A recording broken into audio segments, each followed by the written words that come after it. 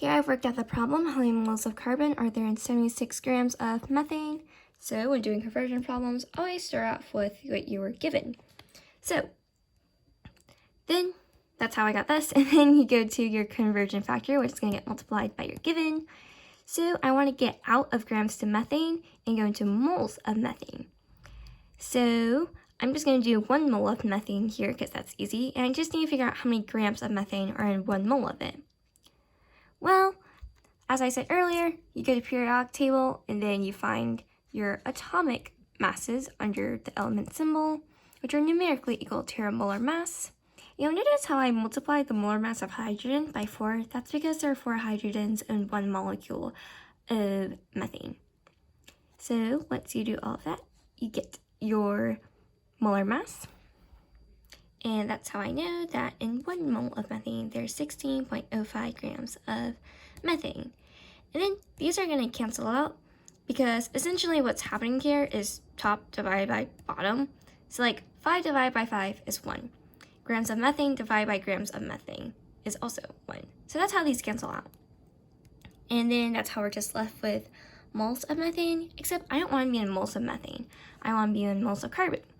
So I'm going to write moles of methane here. I'm just going to do one of those because 1 is easy. It's an easy number.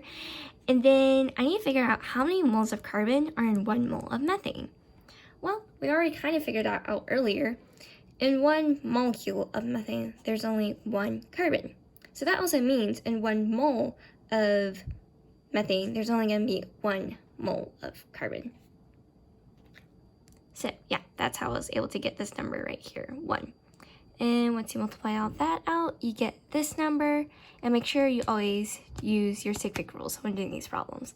And this little note right here, always convert to moles first if starting with math. This just means that here, we can't jump straight to moles of carbon. We have to first go to moles of methane first, because if we had moles of carbon here, we're going to have grams of carbon down here. That's not going to be able to cancel out with anything, which is going to be tricky and annoying. So then you won't be able to do the problem. So yeah, make sure you always convert to moles first. All right, we can also go the other way where we go from moles to mass. So here I write a problem. How many grams of hydrogen are there in 5 moles of methane? And here you'll notice that there are 2 different methods to do this. So I always start out with what you're given. And then I want to go from moles of methane to grams of hydrogen. But first, we need to cancel out moles of methane. So moles of methane is going to go on the bottom here in your conversion factor. And then we're going to know earlier that there are 16.05 grams of methane in 1 mole of it. So if that cancels out, we're left in grams of methane, except I want to be in grams of hydrogen. So we know that in 16.05 grams of methane, there's going to be 4.01 grams of hydrogen. And I knew that because when I was calculating the molar mass, I already figured out how the mass was distributed. So hydrogen is 1.01 grams of hydrogen per 1 mole of it.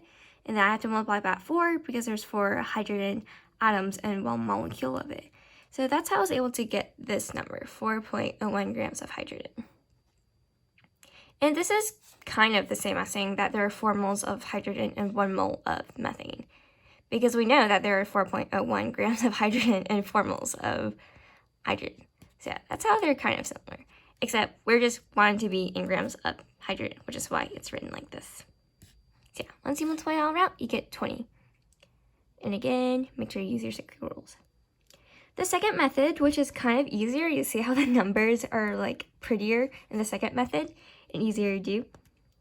So again, starting off with your given, and then we want to go to moles of carbon, but instead of going to grams of methane, I'm going to go to moles of hydrogen here. So we already know that there are 4 moles of hydrogen in 1 mole of it, as I explained previously. And then we want to go from moles of hydrogen to grams of hydrogen. So I'm going to have moles of hydrogen down here. They're going to cancel out. And I know that in 1 mole of hydrogen, there's 1.01 grams of hydrogen. If you need a refresher on how to do that, go to your periodic table. This is your atomic mass, numerically equal to your molar mass. So yeah, that's how I figured that out. And again, well, as you'll see, that both of these numbers are the same. So both methods work. I would recommend the second one because the numbers are prettier, and if you don't have a calculator, it's easy to do. Yay!